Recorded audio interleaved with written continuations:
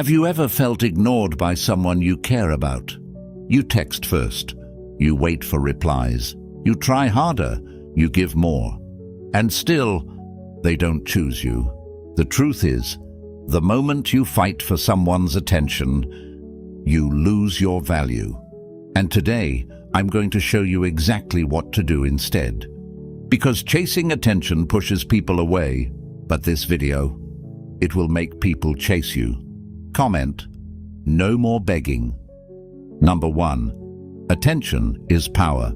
Attention is power because whatever you focus on grows in your mind, and whatever grows in your mind begins to control your behavior, your posture, your tone, your decisions, and your standards.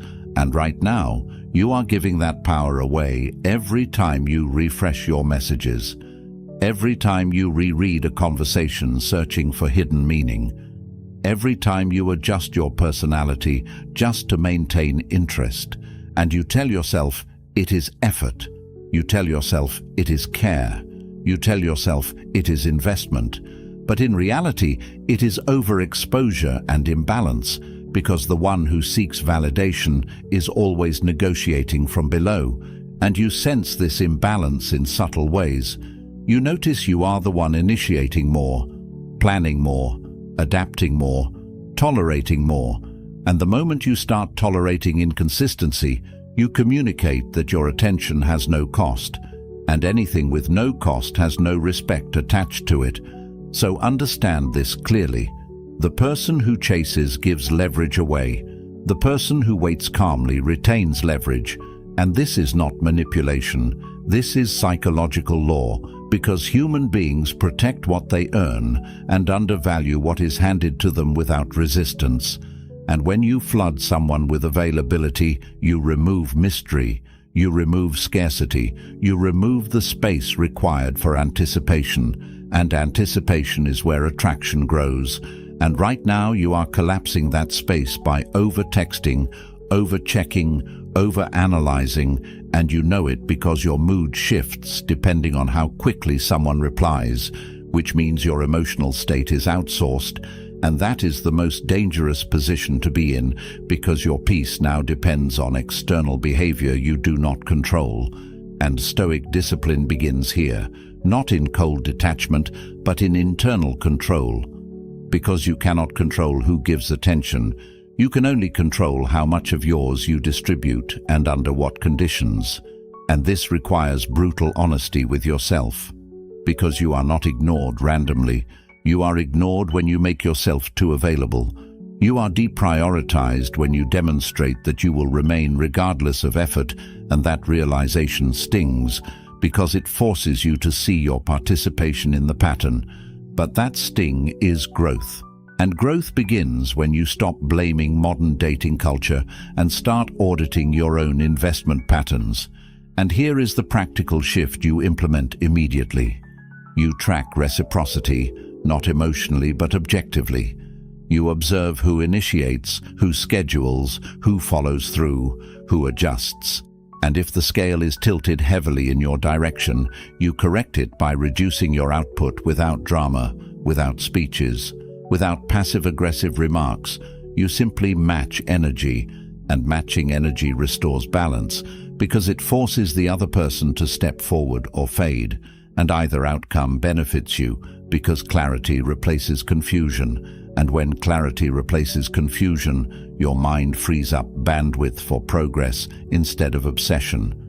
And that progress is visible in your body language, in your speech cadence, in your daily routines, and people respond differently to a man who is centered versus one who is scanning for validation. And you have seen this dynamic before, even if you never named it. You have noticed that when you are busiest, when you are least focused on impressing anyone, attention increases naturally, not because you are pretending not to care, but because your priorities shift toward growth, and growth creates gravity, and gravity pulls without chasing. And this is why discipline matters more than charm, because discipline builds self-respect. And self-respect subtly changes how others perceive you. And if you truly understand that attention is power, then you stop giving it cheaply. You stop handing it to someone who invests minimally. You stop consuming their social media stories like daily rituals. You stop responding instantly to every notification. You build pauses into your responses so that your reactions are chosen rather than impulsive. And those pauses are not games. They are training for emotional control. And emotional control is dominance over self. And dominance over self is the foundation of respect from others. And you begin practicing small acts of restraint daily. You leave a message unanswered for a while, not out of spite, but because you are engaged in something productive. You schedule your day with priorities that outrank social validation. You build habits that make your time valuable, and when your time becomes valuable, you naturally guard it. And when you guard it, others begin to treat it as valuable too. And this is where many fail, because they want attention without becoming worthy of selective attention. They want devotion without embodying discipline. They want loyalty without demonstrating strength of character. And strength of character is built through consistent self-command, waking up at a fixed hour, training your body even when you lack motivation, finishing tasks before leisure, investing in skills that increase your competence, and competence builds confidence that does not rely on external affirmation. And once your confidence becomes self-generated, you stop performing for approval, you speak slower, you text less, you choose words deliberately, and you do not over-explain your boundaries, because boundaries enforced through action require no explanation. And this shift is noticeable because the energy you once spent chasing is redirected toward building, and building creates progress, and progress creates options, and options eliminate desperation, and the man with options does not cling, he evaluates, and evaluation restores hierarchy in your life. Because now you are not asking how to keep someone interested, you are asking whether they qualify for your time, and that mental shift alone transforms your posture internally, because now attention is something you allocate strategically rather than something you beg to receive. And once you internalize that truth, you realize that fighting for attention was never about them. It was about your fear of losing validation, and when you confront that fear directly and build a life structured around growth, purpose, and restraint, your attention becomes powerful again. And powerful attention is calm, selective, deliberate, and earned, not scattered, anxious, and free. And when your attention carries weight, people treat it differently because they sense that access to you is no longer automatic, and that shift changes everything. And if this shift is opening your eyes to how much power you've been giving away, the Stoic Relationship Blueprint ebook for men goes even deeper into these timeless principles and shows you exactly how to apply them step by step in your daily life, so you stop chasing and start leading yourself with discipline and clarity. It is built on practical Stoic frameworks that train your mind to stay grounded under pressure, raise your standards without guilt, and build the kind of inner stability that changes how people respond to you immediately. It's now available in audiobook form, which means you can absorb this life-changing knowledge while walking, training, commuting, or sitting alone thinking about the direction of your life. The link is in the comments, and once you own it, it is yours permanently, so you can return to it whenever you need recalibration, strength, or clarity during difficult moments. If you are serious about ending the cycle of fighting for attention and replacing it with structure, confidence, and self-respect, this is not an expense.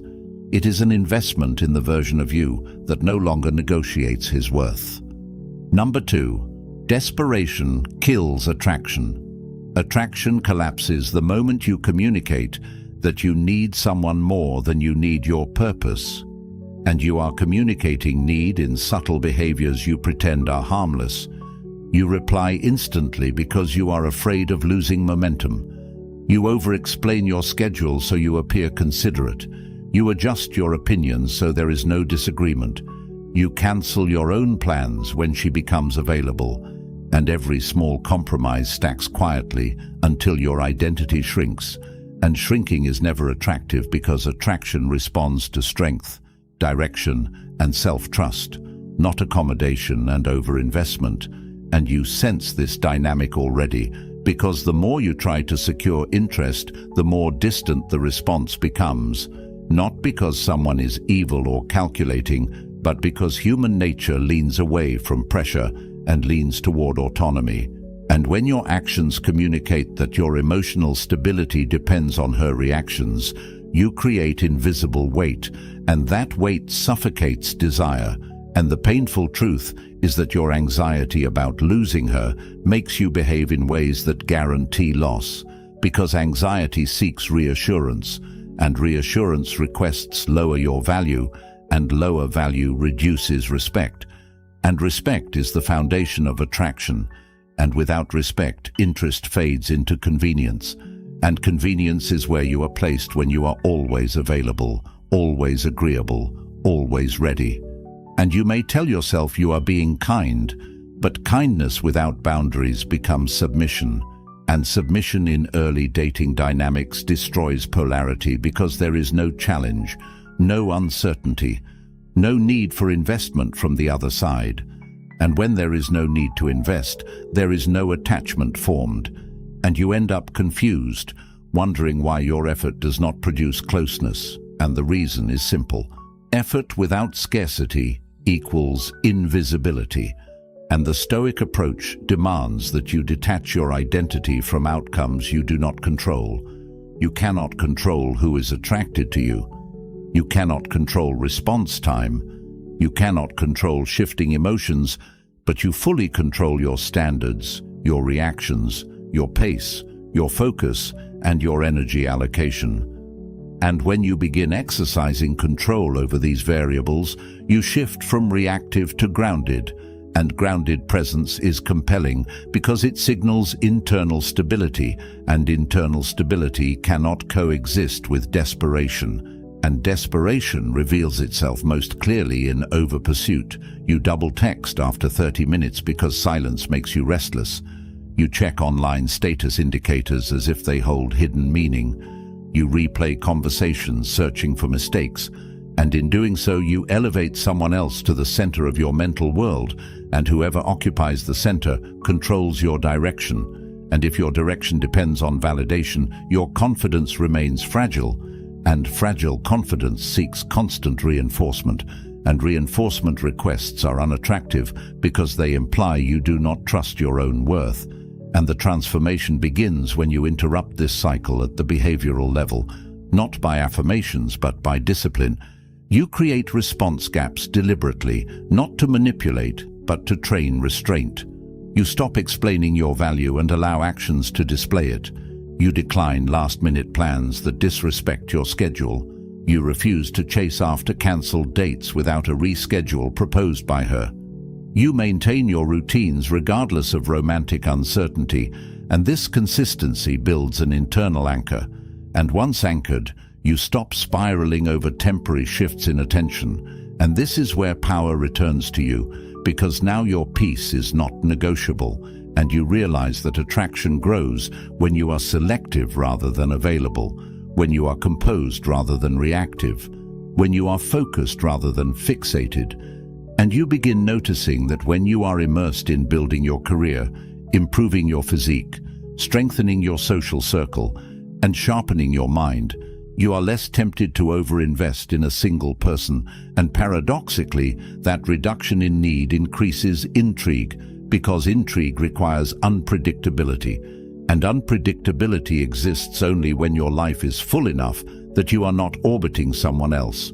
And the controversial truth is that most romantic disappointment you experience is self-created through overexposure, over-pursuit, and underdeveloped self-discipline. And that realization may challenge your ego, but it empowers your future. Because if you created the pattern, you can break it, and breaking it requires standards that are enforced silently through action. If she disappears for days without explanation, you do not interrogate, you redirect. If she gives minimal effort, you scale back investment, If she shows inconsistency, you observe rather than confront immediately, because observation provides clarity, and clarity prevents emotional impulsivity, and impulsivity is the gateway to desperation. And the more composed you become, the more you see that attraction is not about convincing someone of your worth, but embodying worth so completely that convincing becomes unnecessary, and embodying worth requires competence. And competence is built through repetition of disciplined behaviors daily, training your body when tired, finishing work before entertainment, limiting digital distractions, setting financial targets and hitting them, strengthening communication skills. And when these foundations are built, you stop fearing loss because your identity expands beyond one connection. And when loss is no longer terrifying, you stop gripping tightly, and when you stop gripping tightly, people sense freedom around you, and freedom is magnetic because it implies abundance, and abundance eliminates desperation at the root. And when desperation disappears, attraction has room to grow naturally, not through pressure, but through mutual investment. And this is how you transform from someone chasing reassurance into someone evaluating alignment. And that shift changes not only your dating life, but your entire posture in life, because the discipline required to eliminate desperation strengthens every area. Your health improves, your focus sharpens, your standards rise, your time becomes structured, your decisions become deliberate. And with each disciplined action, you reinforce the identity of a man who does not bend under emotional uncertainty. And that identity commands respect silently, and respect is the soil where attraction grows. And once you internalize this deeply, you stop asking how to make someone want you and start asking whether their behavior aligns with your standards. And that single question filters out chaos, preserves your dignity, and positions you as someone who chooses rather than someone who pleads. And that is the moment desperation dies and genuine attraction becomes possible. Number 3. Pull your energy back. You regain control the moment you stop overextending yourself towards someone who has not earned that level of access. And right now, you are overextending in subtle ways you pretend are harmless. You check in when she has not checked in. You maintain conversations that clearly lack enthusiasm. You continue investing after inconsistent behavior because you hope consistency will eventually be rewarded. And this pattern keeps you emotionally off balance because you are giving priority treatment to someone who has not demonstrated priority behavior. And the hard truth is that attention without qualification weakens your position every time, not because someone is calculating against you, but because people invest where they sense challenge and withdraw, where they sense certainty without effort. And when you make your presence guaranteed, regardless of her investment, you eliminate the tension that fuels curiosity, and curiosity is essential for attraction to develop. And this is why restraint becomes power, because restraint signals that access to you is conditional, not automatic, and conditional access creates respect, and respect creates effort, and effort creates connection. And most of your frustration comes from skipping this sequence entirely by offering full access before alignment is proven. And alignment is not words but behavior. It is consistency, punctuality, initiative, and emotional stability. And if those are missing and you continue escalating your effort, you are negotiating against yourself. And Stoic discipline requires that you observe behavior without reacting impulsively. You collect data quietly, you notice patterns, you measure reciprocity objectively, and if the investment is unequal, you correct your side without emotional speeches or dramatic exits. You simply reduce availability. You shorten conversations that lack engagement. You redirect your focus to productive activities when communication slows, and you stop chasing clarity through excessive explanation. Because clarity is revealed through actions over time, not through interrogation, and this shift demands internal strength because your ego wants reassurance immediately. Your ego wants to secure certainty now, But maturity delays gratification. Maturity tolerates uncertainty without scrambling to eliminate it. And when you tolerate uncertainty calmly, you display emotional independence. And emotional independence is rare, and rarity increases value. And you begin to notice something powerful when you operate from this grounded position. The dynamic changes. Either she steps forward to match your pace, or she drifts away. And both outcomes benefit you, because one restores balance and the other removes misalignment. And misalignment removed early saves you months of confusion later. And this is where many fail, because they fear loss more than they value self-respect, and that fear drives over-pursuit. And over-pursuit communicates that you do not trust your ability to replace what leaves, and that lack of trust is visible even if you never verbalize it. And people respond to that energy by relaxing their effort because they sense you will remain regardless. And when you understand this clearly, you begin enforcing boundaries through action. If she cancels twice without rescheduling, you stop initiating plans. If responses become one-word replies, you stop carrying the conversation. If effort declines, you mirror the reduction rather than compensating for it. And this is not manipulation, this is calibration. And calibration ensures that your investment always reflects reality rather than fantasy. And you stop fantasizing about potential and start evaluating present behavior. And that evaluation prevents emotional attachment to an idea rather than a person. And the more you practice this, the stronger your internal frame becomes. Because now your stability is not anchored to her mood shifts, but to your own standards, and you begin structuring your life in a way that reinforces this independence. You build routines that demand focus. You commit to physical training that strengthens discipline. You pursue professional growth that increases competence. You cultivate friendships that expand your world. And the fuller your life becomes, the less temptation you have to over-focus on one connection. And paradoxically, the less you over-focus, the more attractive you become, because your attention becomes selective, and selective attention carries weight. And when someone senses that your time must be earned, they treat it differently. And this entire transformation begins with a simple but difficult act. You stop overgiving in the face of inconsistency. You stop proving your worth through excessive availability.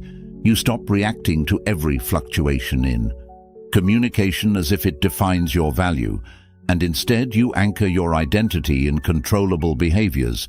You show up for your commitments daily. You refine your skills. You manage your finances. You maintain your physical condition. You read, you plan, you execute. And through this repetition, you build internal certainty. And internal certainty eliminates the urge to chase external validation. And once validation is no longer your fuel, you become calm under uncertainty. And calm under uncertainty is compelling because it suggests abundance. And abundance mindset shifts your posture from seeking approval to assessing compatibility. And that shift changes everything. Because now you are not asking how to regain her attention.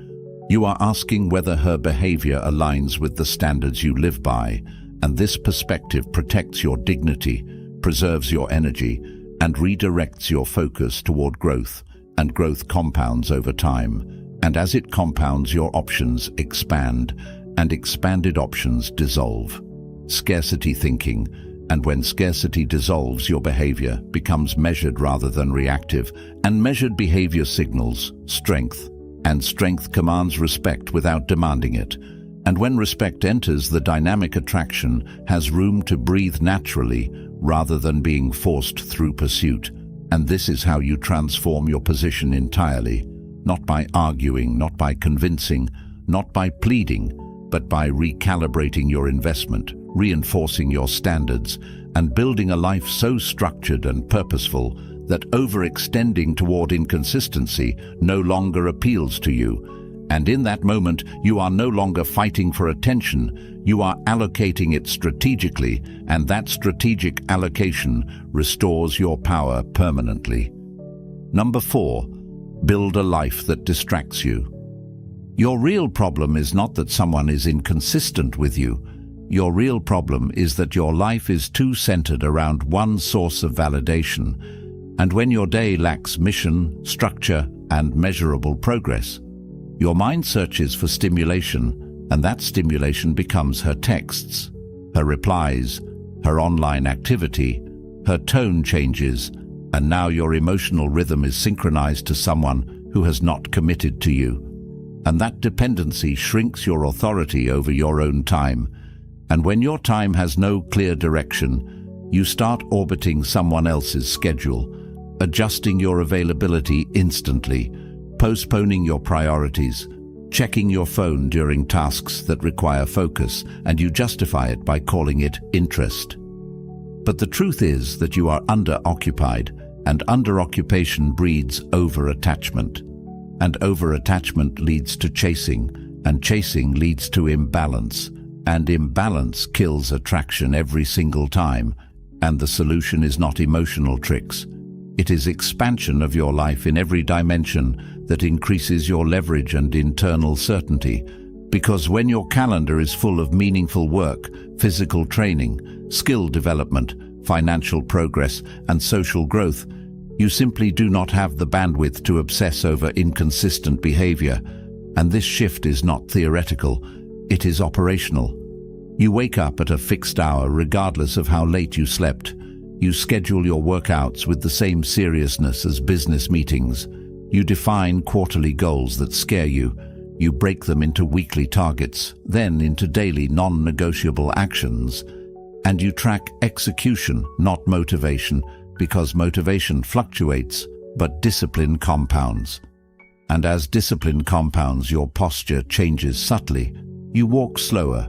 You speak more deliberately. You respond instead of react. And when communication gaps happen, you do not spiral into analysis because your identity is anchored in progress. And progress creates stability, and stability eliminates desperation. And here is the controversial truth you avoid confronting. When someone senses that they are the most exciting part of your life, they lose attraction, not because they dislike you, but because the dynamic becomes heavy, and nobody wants to carry the responsibility of being someone else's primary source of meaning. And when you make her your primary source of emotional stimulation, you unintentionally reduce your appeal. And you do this through constant availability, immediate replies, flexible boundaries, and excessive accommodation. And the way you reverse this pattern is by designing a life that competes with romance for your attention. You pursue a certification that increases your income potential. You build a side project that requires creative focus. You strengthen your body through progressive overload. You refine your diet. You track your sleep.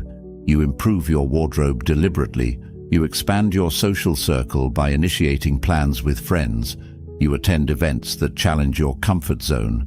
And with each layer added, your world expands beyond one connection. And as your world expands, your attachment to any single outcome decreases, and decreased attachment produces calm presence. And calm presence is attractive because it signals abundance rather than scarcity. And this is where Stoic application becomes practical. You separate what you control from what you do not. You control your habits, your health, your income, your growth trajectory, your boundaries, and you release fixation on response times, shifting moods, mixed signals, and ambiguous behavior, and by redirecting energy toward controllable domains, you build competence, and competence builds confidence that does not require constant reassurance. And once your confidence is internally generated, you stop over-investing in someone who has not proven long-term alignment, and you start evaluating whether their presence enhances your already purposeful life, rather than completing an empty one. And that evaluation changes your energy entirely, because now you are not trying to secure attention. You are deciding whether attention is deserved, and the more you operate from this mindset, the more disciplined you become with your time. You limit social media consumption. You reduce mindless scrolling. You replace late-night overthinking with reading or planning. You document your progress weekly, and each completed task reinforces self-trust. And self-trust eliminates the urge to chase validation externally. And as your identity strengthens through action, you begin noticing that communication becomes lighter. You are less reactive to delays. You are less impressed by minimal effort. You are less tempted to over-pursue when signals fluctuate, because you're emotional. Stability is grounded in personal momentum, and momentum is powerful because it creates forward movement, independent of anyone's approval. And when you live in forward movement, you become difficult to derail. And that difficulty to derail is attractive because it communicates resilience, and resilience communicates strength, and strength commands respect silently, and respect precedes attraction. And the irony is that the less your happiness depends on romantic validation, the more likely healthy attraction becomes, because now you are engaging from a place of fullness rather than deficiency, and fullness allows you to maintain standards without fear of loneliness. And when fear of loneliness disappears, you stop tolerating inconsistency. You stop rationalizing poor communication. You stop accepting last-minute attention as if it is privilege. And you start operating as someone whose time is structured and limited time creates selectivity, and selectivity elevates your perceived value automatically. And the ultimate transformation occurs when you no longer attempt to distract yourself from loneliness with one person, but instead build a life so expansive and structured that loneliness rarely finds space to dominate your thoughts. And in that expansion, you become composed, purposeful, disciplined, and grounded. And from that position, you do not fight for attention. You attract it naturally because your focus is invested in becoming exceptional rather than becoming chosen. Number 5. Become hard to replace. You stop asking how to keep someone interested and start asking whether you are building a version of yourself that is rare in discipline, rare in self-control, rare in direction, because rarity creates value automatically, and value does not beg for attention. And right now, if you are honest with yourself, you know that parts of your life are average, your routine is inconsistent, your body is not at its peak, your finances are not optimized, your skills are underdeveloped, your standards shift depending on who you are attracted to, and that inconsistency makes you replaceable. Not because someone is cruel, but because there is nothing solid anchoring your presence in their life. And the painful truth is that most people are replaceable because most people do not build depth. They build surface appeal, and surface appeal fades quickly when novelty disappears. So if you want to stop fighting for attention, you must become someone whose absence is noticeable. And absence becomes noticeable when your presence carries weight, and your presence carries weight when you operate from self-respect. And self-respect is built through repeated acts of discipline that nobody applauds, waking up on time when nobody checks, training your body when nobody compliments, working on your goals when nobody believes in them, saving money when nobody sees your restraint, sharpening your communication when nobody demands it. And each of these actions compounds quietly into confidence that does not shake when someone pulls away. And that stability is what makes you difficult to replace. Because you are not just another option seeking validation, you are a structured individual with purpose, and purpose radiates through your behavior, through how you respond, through how you carry yourself. And when you cultivate this internal strength, you stop tolerating behavior that undermines your dignity. You stop explaining why you deserve respect. You stop negotiating your standards. You enforce them through action. If someone disrespects your time, you reduce access. If someone plays inconsistent games, you withdraw investment. If someone tests your boundaries repeatedly, you disengage calmly. And this calm disengagement is powerful because it signals that you are willing to lose what does not align rather than lose yourself trying to keep it. And most people fear loss so deeply that they compromise endlessly.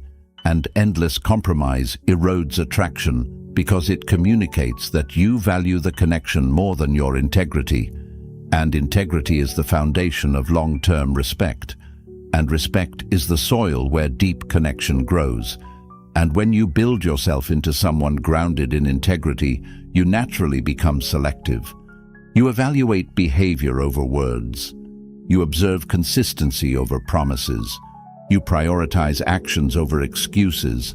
And this evaluation prevents emotional attachment to fantasy. And instead you attach only where alignment is proven.